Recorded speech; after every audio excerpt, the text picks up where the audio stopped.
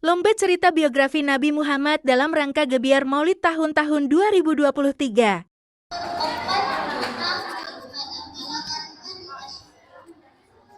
Hanya Ali bin Abi Thalib lah yang mau menerima dan memutuskan untuk beriman kepada Allah Subhanahu wa Ta'ala. Sementara Abu Thalib hanya ikut melindungi Nabi Muhammad saat berdakwah. Begitu banyak tantangan Nabi Muhammad saat menjalani dakwah, mulai dari pertentangan dari kaum Quraisy. Nabi Muhammad dituduh gila dan dilempari dengan kotoran. Bahkan Abu Jahal dan Abu Lahab pamannya sendiri ikut menentang Nabi Muhammad saat menjalani dakwah. Nabi Muhammad mulai sakit di bulan Safar tahun 11 Hijriah. Beliau mulai sakit kepala dan demam membuat suhu tubuhnya meninggi. Kondisi ini terjadi kurang lebih selama 2 minggu. Akhirnya Rasulullah mengunjungi rumah istri-istrinya dan tibalah di kediaman Aisyah dengan badan yang sudah lelah. Rasulullah wafat pada umur 63 tahun tanggal 8 Juni 1634 Masehi dan bertepatan dengan turunnya wahyu Allah, yaitu surah Az-Zumar ayat Bismillahirrahmanirrahim. Innaka mayyatun wa innahum mayyitun, yang artinya sesungguhnya kamu akan mati dan sesungguhnya mereka pula akan mati. Teman-teman, itulah sekilas kisah Nabi Muhammad yang dapat saya sampaikan. Jika ada kesalahan, saya mohon maaf yang sebesar-besarnya. Semoga kita sebagai generasi muda bisa meniru contoh keteladanan Nabi Muhammad SAW. Sebagai generasi muda, semoga kita bisa berakhlak mulia dan beriman. Amin amin ya rabbal alamin. Daun salam daun batu. Wassalamualaikum warahmatullahi wabarakatuh.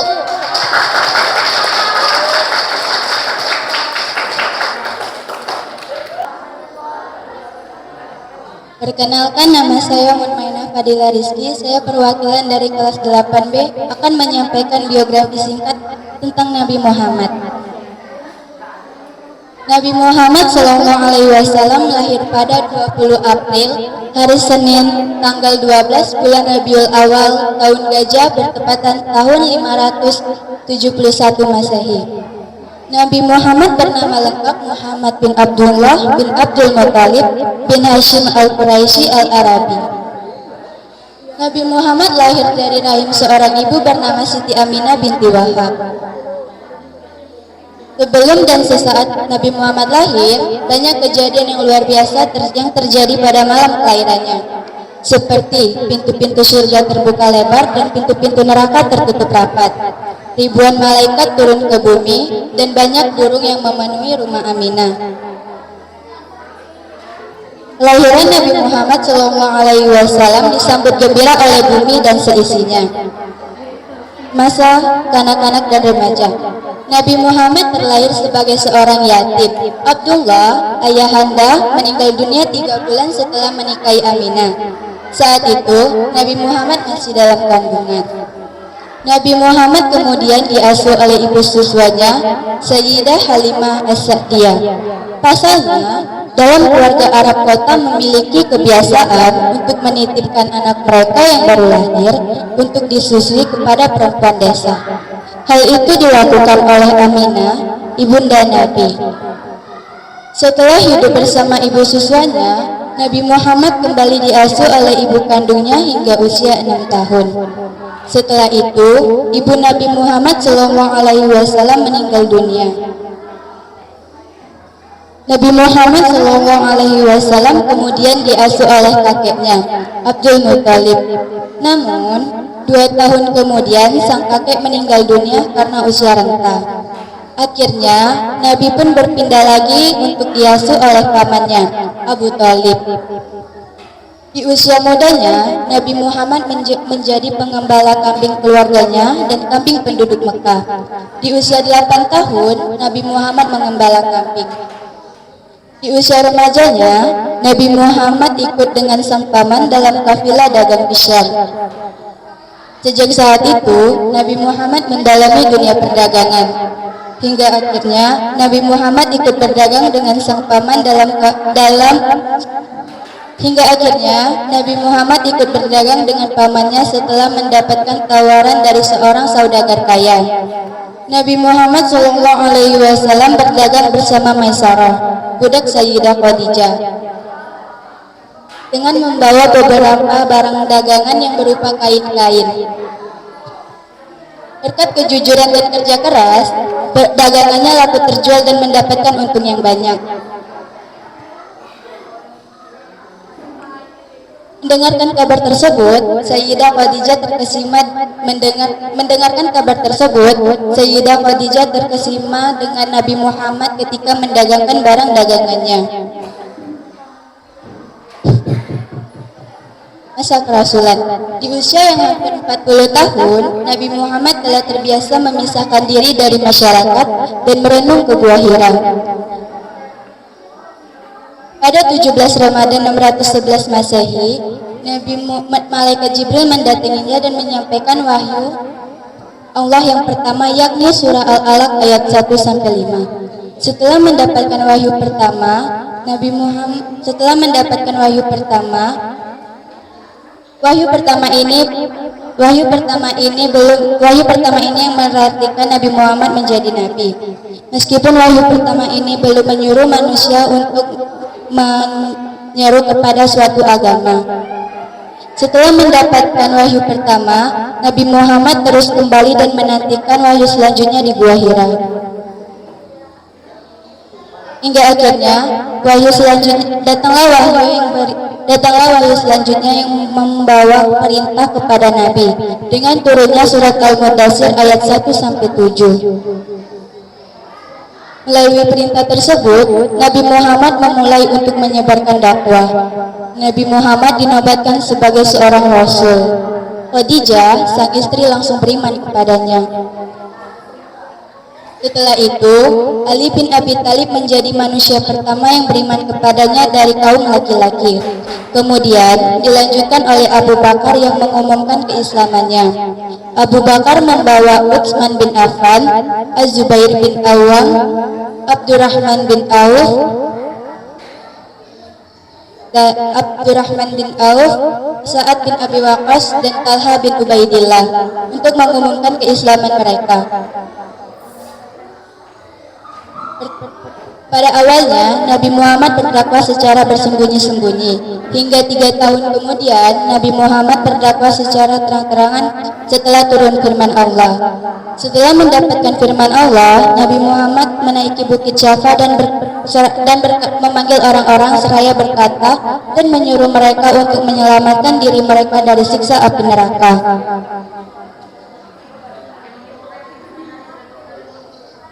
Nabi Muhammad SAW wafat. Pada 10 Hijriah, Nabi Muhammad berhaji bersama lebih dari 100.000 orang di Jabal Arafah. Nabi Muhammad menyampaikan khutbah yang menjadi dasar ajaran agama Islam. Namun, 2 bulan setelah kepulangannya, Nabi Muhammad mengeluhkan sakit di kepala. Pada saat itu, Nabi Muhammad jatuh sakit. Meskipun masih dalam keadaan sakit, Nabi Muhammad tetap mengimami salat. Namun, sakit yang dirasakannya semakin parah dan digantikan oleh Abu Bakar yang menggantikan posisi Nabi Muhammad menjadi imam.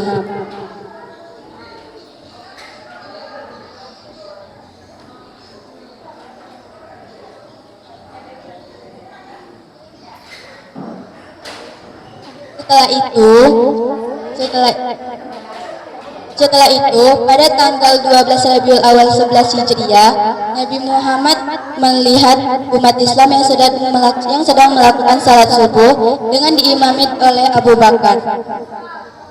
Kemudian Nabi Muhammad kembali masuk dan tidak terlihat lagi pada salat-salat selanjutnya.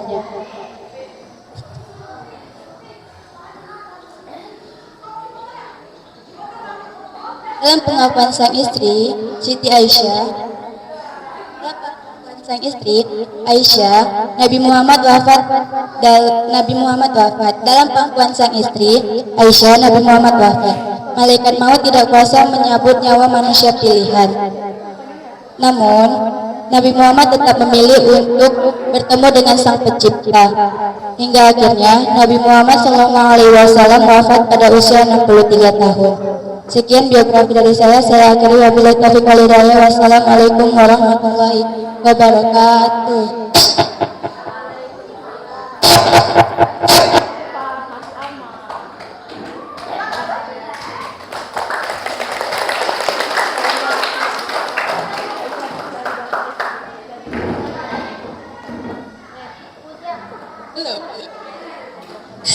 Nomor urut 3 atas nama Haikal Hamillah, perwakilan dari kelas 7C dipersilahkan.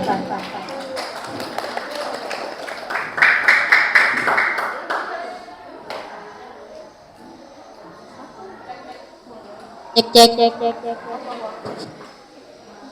Assalamualaikum warahmatullahi wabarakatuh.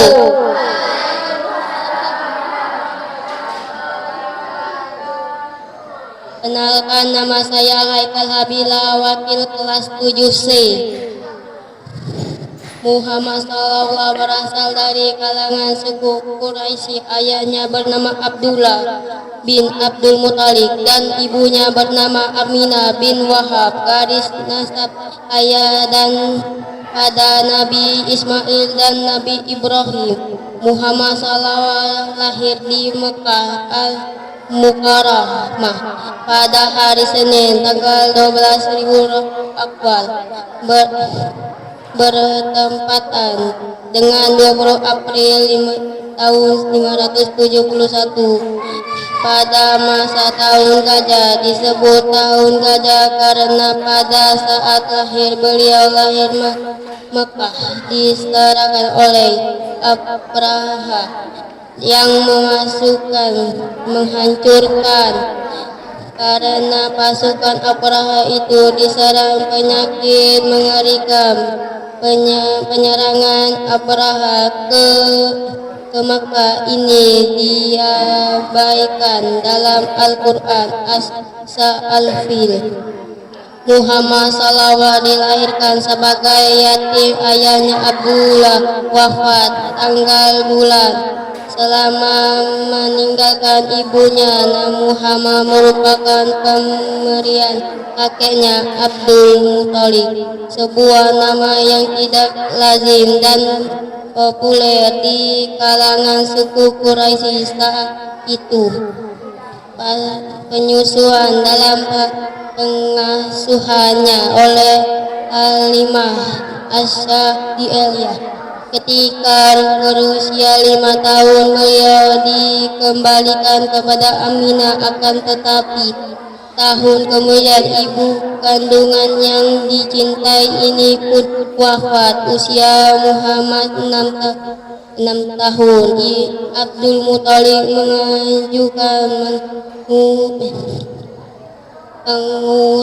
pengasuhannya atas cucunya sampai kakek yang bijak tanggal jawab untuk mengasuh dan membesarkan Muhammad SAW. Selanjutnya dipikul oleh ibu Tahlis, salah seorang bertemu Abdul Muthalib yang paling miskin tetapi sangat disegani dihormati oleh penduduk Mekah.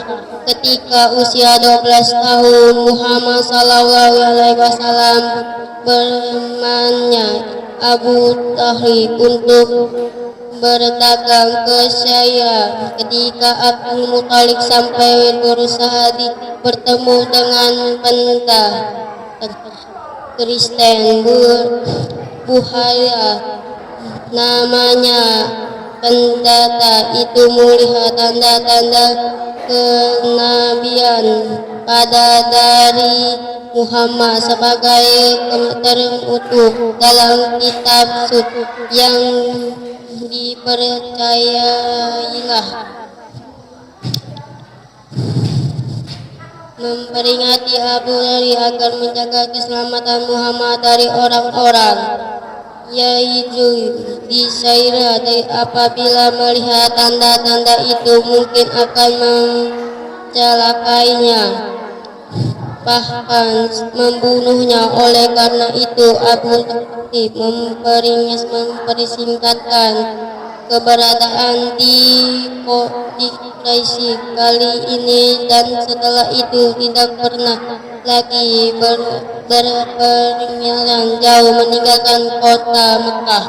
Ya kala Muhammad SAW 15 tahun terjadi peperangan antara suku Quraisy dan kabilah Hazid. Perang ini disebut dengan Perang Fijar, yang artinya pendurhakaan. Disebut demikian karena penyebab terjadi perang ini adalah dalam perang ini Muhammad membantu pamannya memungut anak pahan yang dilontarkan. Sudi sekali melepaskan anak pahan ke pihak musuh. Perang ini saya akhirin. Assalamualaikum warahmatullahi wabarakatuh.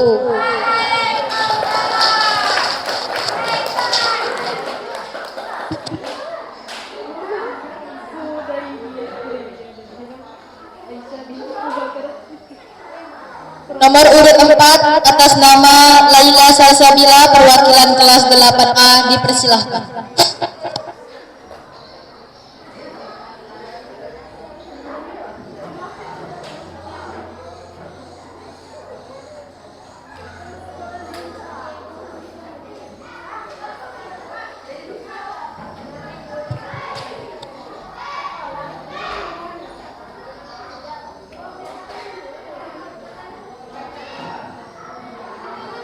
Cek.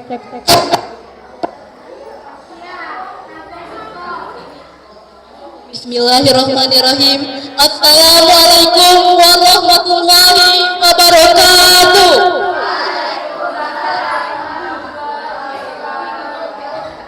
Para dewan juri yang terhormat serta teman-teman yang berbahagia, dalam kesempatan kali ini saya akan bercerita tentang biografi Nabi Muhammad Shallallahu Alaihi Wasallam dalam rangka Gebyar Maulid Nabi Muhammad tahun 2023. Nabi Muhammad Shallallahu Alaihi Wasallam lahir dalam kandungan bundanya pada 12 Rabiul Awal tahun Gajah, bertepatan pada tahun 570 Masehi di kota Mekah Al-Mukarramah.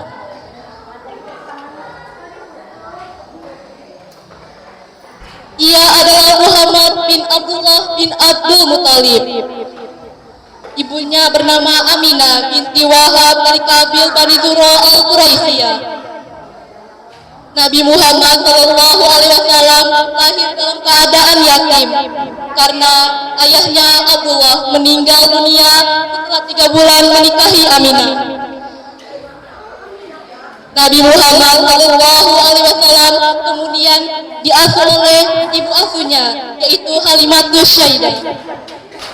Dalam asuhannya Nabi Muhammad Shallallahu Alaihi Wasallam dibesarkan hingga umur 4 tahun, dan kurang lebih dari 2 tahun ia berada dalam asuhan ibu kandungnya. Ketika ia berusia 6 tahun, ia menjadi anak yatim piatu. Aminah wafat, sehingga masa kecilnya pun dihabiskan bersama kakeknya, yaitu Abdul Muthalib. Namun 2 tahun kemudian, ketika ia berusia 8 tahun, Abdul Muthalib meninggal pada tahun 578 Masehi, sehingga tanggung jawab diserahkan kepada pamannya, yaitu Abu Thalib. Dalam usia mudanya, Nabi Muhammad Shallallahu Alaihi Wasallam menjadi pengembala kambing keluarganya dan penduduk Mekah. Ketika pamannya memutuskan untuk pergi ke Syam dalam misi perdagangan, Nabi Muhammad Shallallahu Alaihi Wasallam saat itu berusia 12 tahun. Setelah sampai di kota bernama Bahara di wilayah Syam, di tempat itu terkenal ada seorang pendeta yang selalu beribadah di tempat peribadatannya. Ia bertemu dengan pendeta itu. Buhara adalah namanya. Pendeta itu melihat tanda-tanda kenabian pada diri Nabi Muhammad SAW, sebagaimana termaktub dalam kitab suci yang ia percayai.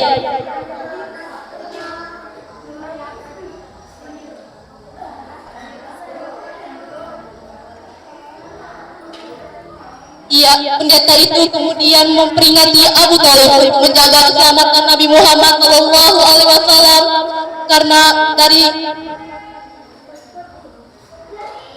suku Quraisy yang apabila mereka melihat tanda-tanda tersebut memungkinkan mereka akan mencelakainya, bahkan akan membunuhnya.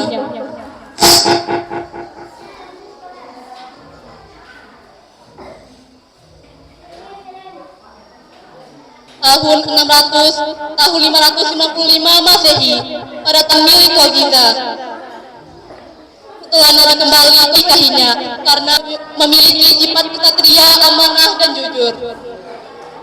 Ia juga adalah wanita yang dikenal atas kecerdasan, tanggapan dan peka. Pernikahan itu pun dianugerahi 2 anak laki yang meninggal saat masih kecil dan 4 anak perempuan yang dikenal oleh dunia.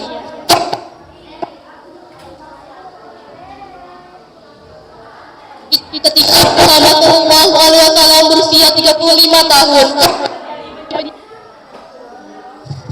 terjadi bencana banjir di kota Mekah. Bencana itu membuat Ka'bah mengalami kerusakan yang besar, sehingga Hajar Aswad pun berpindah tempat dari tempatnya semula. Saat itu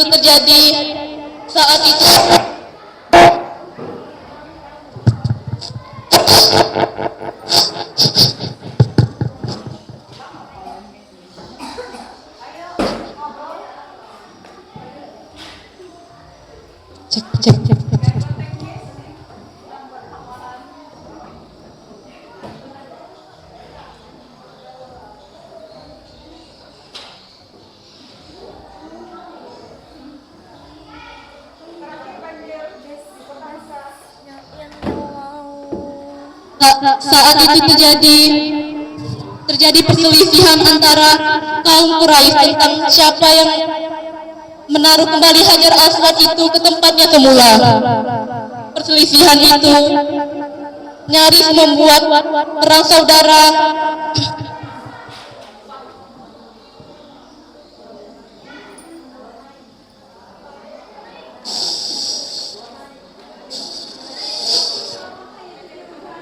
Namun Muhammad SAW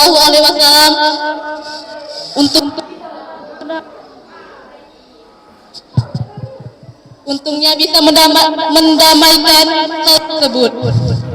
Nabi Muhammad SAW kemudian meminta selembar kain dan ia meletakkannya di bawah dan menaruh Hajar Aswad itu ke atas kain.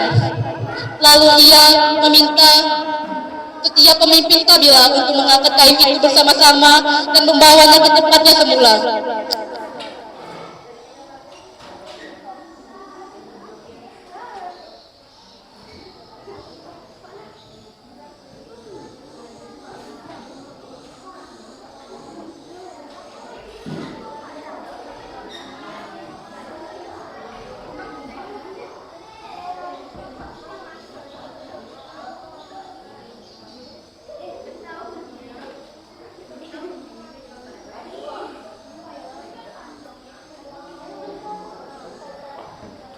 Kemudian Hajar Aswad itu diletakkan.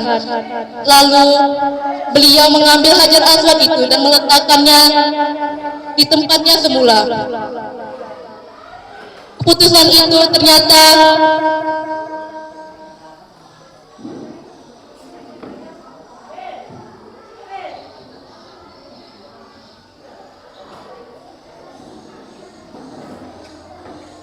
tak dapat memuaskan kepada pihak yang bertikai.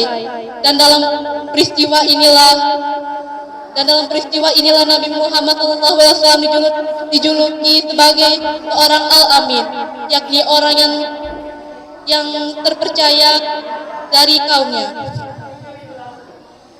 Tahun 610 Masehi. Pada tahun inilah Nabi Muhammad SAW menerima wahyunya pada usia 40 tahun.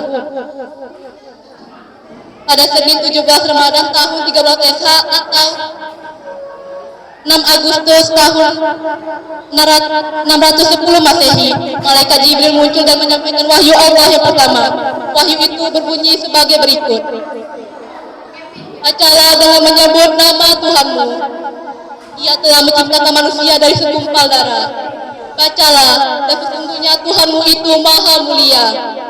Ia telah mengajarkan dengan kalam. Ia telah mengajarkan apa yang mereka tidak ketahui. Quran Surah Al-Alaq ayat 1-5. Dengan turunnya wahyu itu, berarti Muhammad SAW ini dinobatkan sebagai seorang nabi. Dalam wahyu itu, belum ada perintah untuk menyeru manusia pada suatu agama. Setelah datangnya wahyu Allah yang pertama,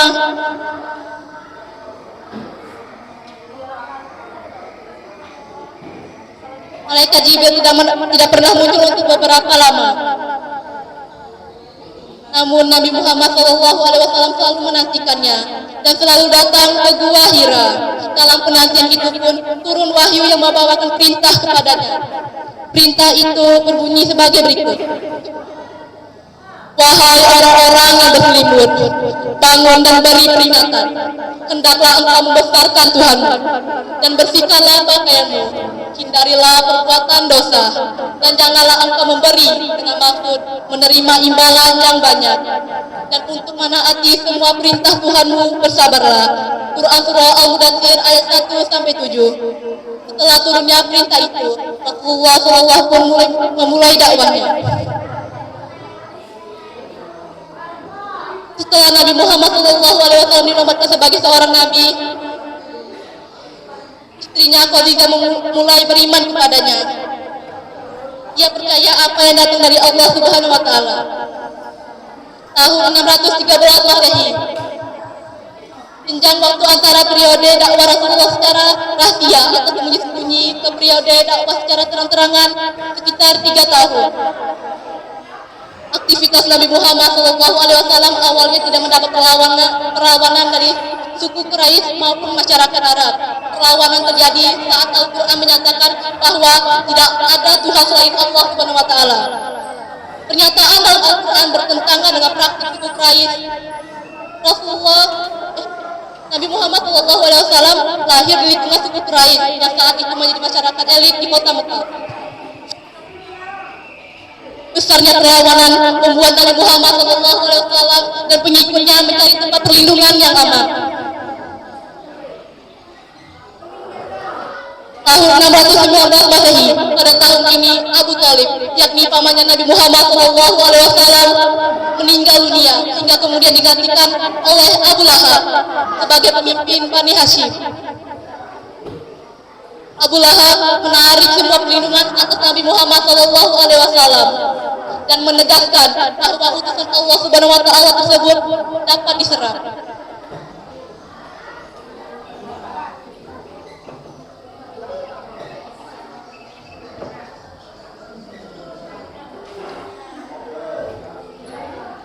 Nabi Muhammad SAW awalnya sempat mencari persembunyian di Al-Taif, namun tidak berhasil. Perlindungan pun diberikan oleh sekelompok masyarakat yang tinggal di Madinah atau Yathrib. Di saat yang sama, istrinya Khadijah pun meninggal dunia.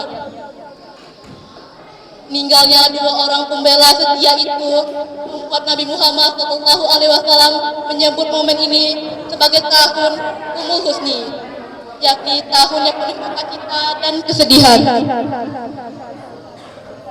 Nabi Muhammad SAW pun menikah lagi setelah meninggalnya Khadijah.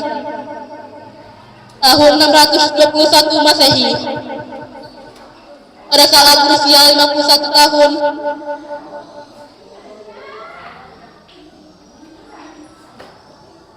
Tepatnya pada 27 Rajab tahun 11 setelah kenabian atau tahun 1 sebelum hijrah, Muhammad SAW mengalami Isra Mi'raj yang luar biasa sebagai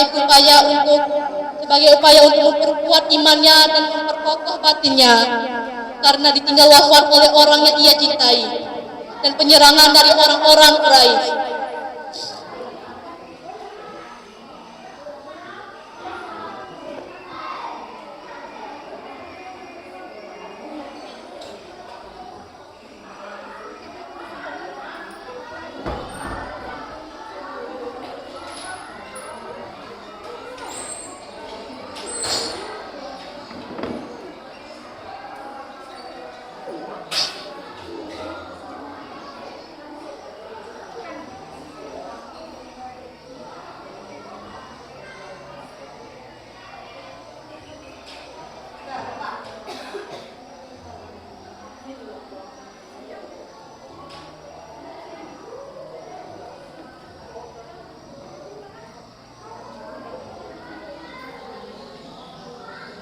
Dalam perjalanan dari Masjidil Haram ke Masjidil Aqsa, kemudian surga, pada saat inilah Nabi Muhammad SAW menerima perintah untuk menjalankan sholat 5 kali sehari.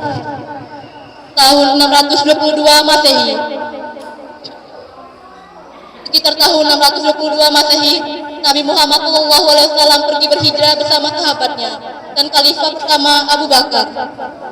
Hijrah adalah perjalanan penting untuk perkembangan Islam di masa mendatang.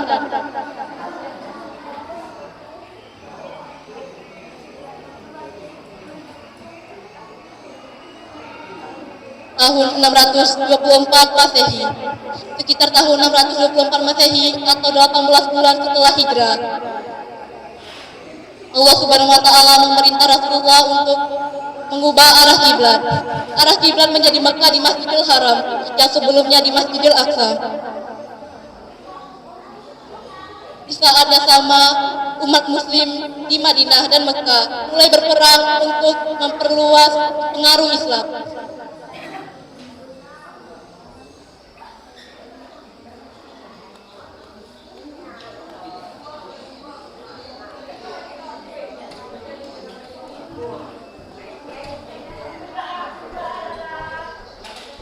Perang inilah yang menduduki posisi spesial dalam sejarah Islam karena sebagai bukti ketangguhannya umat muslim. Beberapa perang yang terjadi adalah: 1. Perang Badar yang terjadi pada 624 Masehi. Perang Uhud terjadi pada tahun 625 Masehi. Pertempuran Khandaq terjadi pada tahun 627 Masehi. Tahun 629 Masehi, Nabi Muhammad SAW memutuskan untuk melaksanakan ibadah haji bersama pengikutnya. Namun suku Quraisy dan masyarakat Madinah lain mencegah kedatangannya umat muslim, dan rombongan Nabi Muhammad SAW akhirnya berhenti di wilayah Hudaybiyah. Setelah itu Nabi Muhammad SAW dan suku Quraisy menyepakati janjian Hudaybiyah. Dalam perjanjian itu dikatakan bahwa umat muslim dapat melaksanakan ibadah haji dan pertempuran pun sementara dihentikan. 2 bulan setelah terjadinya perjanjian Hudaybiyah itu, Nabi Muhammad SAW memimpin pasukan kaum muslim untuk dalam perang Khaibah.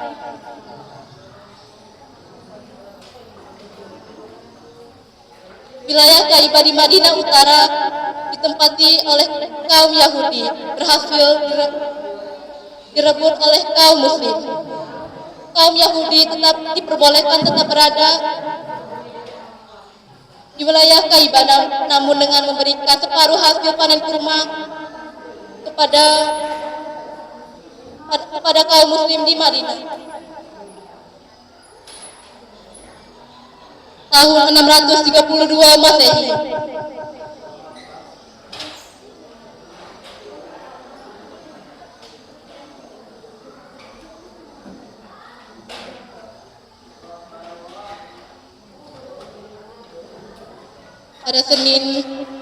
Pada Senin 12 Rabiul Awal 11 Hijriah atau 8 Juni 632 Masehi.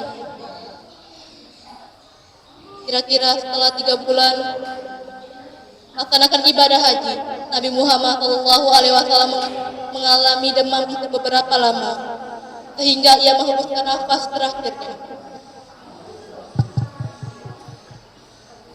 Nabi Muhammad SAW wafat dengan tenang di tengah-tengah pengikutnya yang setia dan selalu mencintainya. Pemimpin terbesar dunia dalam sejarah Islam itu telah menyelesaikan tugasnya dan kembali kepada Tuhan.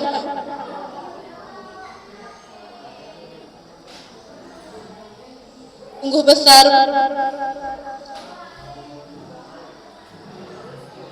besar perjuangan Nabi Muhammad SAW dalam menegakkan agama Islam. Itulah salah satu cerita yang dapat saya sampaikan. Saya akhiri ini dengan sebuah pantun.